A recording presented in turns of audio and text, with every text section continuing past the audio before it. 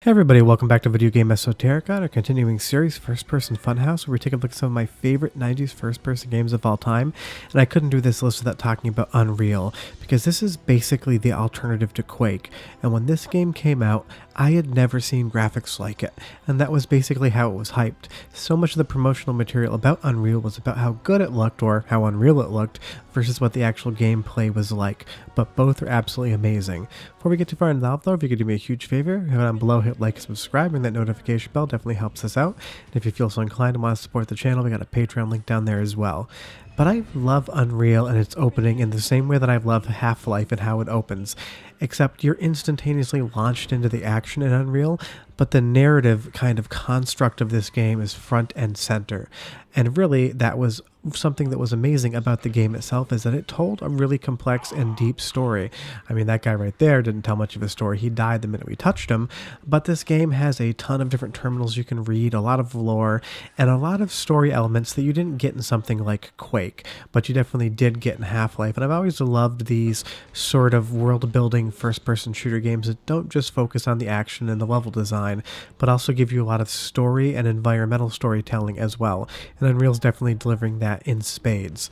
And I just like how a lot of the environments tell that story. You can hear this guy screaming behind that door, and there's some sort of flashing going on, and you saw the monster that killed him, but it ran away. It's telegraphing what you're going to be coming up against, and it lets you get just enough into the story before it makes you have combat. But I shouldn't have shot that little bunny guy right there. I thought it was an enemy, and now I feel bad about it.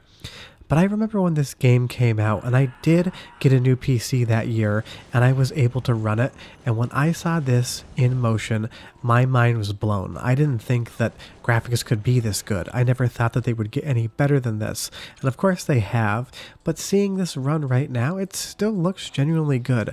When you get up close to some of the models, some of the monsters, the polygon count maybe doesn't hold up as well, but from a distance, this looks really good still to my eye, and that just goes to show how good the Unreal Engine was. And obviously the developers of this engine knew exactly what they were doing, because so many of our modern games are still using the Unreal Engine. Of course, it's gone through multiple revisions at this point in time, but the minds behind the graphics and GameWorks technology of Unreal are still churning out engines that so many of the modern games today are made.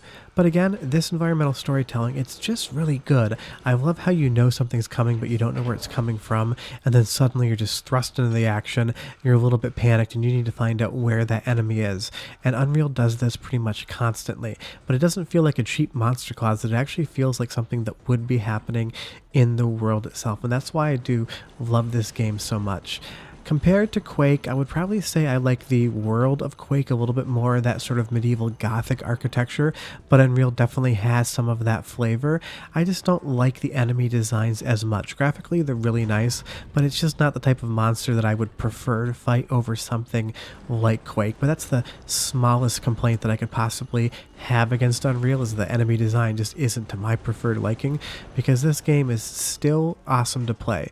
Same with Quake for sure, but you can pick up Unreal, start playing it, and you feel like you're playing a first-person shooter that was made maybe a few years ago. All the elements of what we're used to are here, and they are still great. And if you've never played Unreal before, I can't recommend enough. You can get this game on Steam for dirt cheap. I'm actually playing my original copy. It's the Unreal Anthology with Unreal 1 and 2, and then some of the tournaments on it.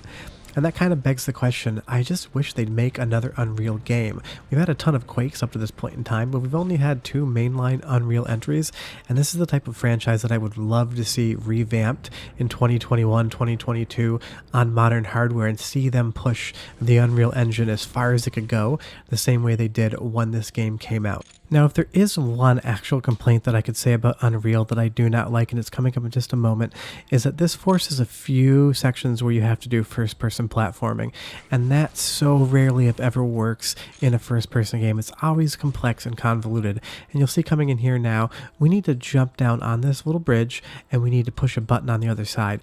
Now, of course, through the magic of editing, you don't see me die 3 times right here, but I definitely did, and that's just something that I never love in first-person shooters, platforming never really works very well whatsoever, and Unreal's definitely going to make you do it a few times, although obviously with quick save features it's not much of a setback, but you're going to take some unnatural and unfair deaths because of that platforming.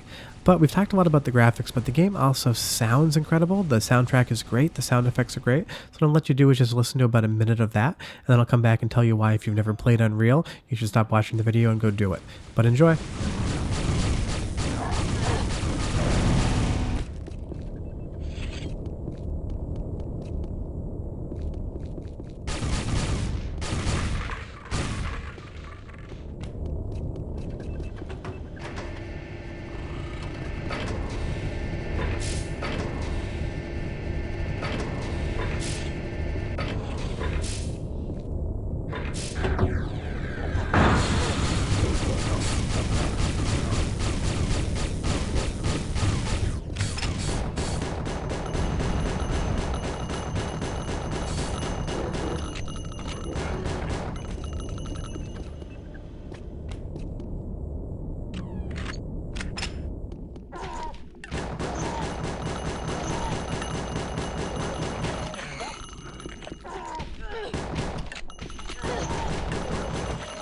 I just love how mechanical the game sounds. When you're articulating switches or elevators, you hear that really kind of geared clunkiness in the background.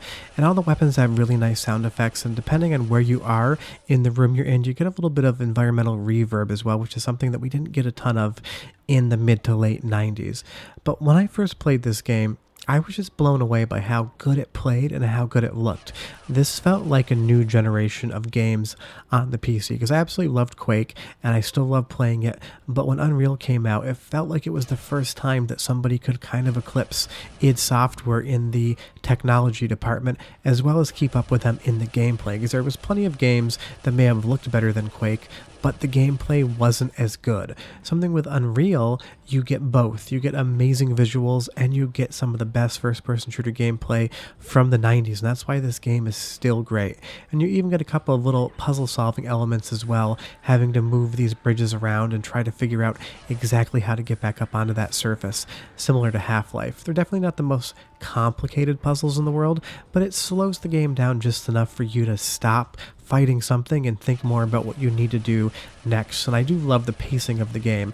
It's not just pure combat from start to finish. It's primarily combat for sure, but it gives you enough breathing room to kind of look around, to take in the sights, solve a few simple puzzles, collect some more power-ups, then go to the next big set piece. And I also just love the fact that, like Half-Life, this is one continuous world. It's not different maps and different levels that load in. Of course, the game has some loading, but you're going from start to finish in this game the same way you kind of toured around Black Mesa from the start to the finish. And I actually prefer that in my first-person shooters now versus the overall level format. But again, the game is going to beat you up on the platforming. I can't stress that enough. These little bridges here, you just fall down and you're going to start taking damage. You're going to take deaths that aren't fair, that make no sense, and you're just going to have to go back and kind of navigate through those areas. So my biggest tip, if you've never played this game, is quick save is your friend. Anytime something looks kind of sketchy, definitely save, because you don't want to go back 20 minutes and have to replay the same area of the game, which I definitely did a few times for this capture. But the greatest part is I'm using my original disc on Windows 10, and I definitely updated it, but I had no issues getting it to run. This didn't crash a single time, and for a game that came out originally in 1998, that's pretty impressive. Short of that, that is Unreal. If you've never played it before, I highly recommend you play it. If you played it back in 98 and haven't played it since, definitely revisit it. It's worth checking out. Short of that, I will be back on Wednesday, Friday, and Sunday with more videos, and I'll be back on Tuesday with another of these first-person Funhouse videos. If you have any questions or comments, leave them down below. I love chatting with you guys. And like I said earlier, if you could do me a huge favor, go down below, hit like, subscribe, ring that notification bell, and definitely helps us out. Well, we will be back with another first-person shooter game from the 90s, because there's so many to talk about, and I absolutely love each and every one of them. Short of that, we hope you enjoyed it. I hope you have a great week, and we'll see you guys next time. Bye-bye.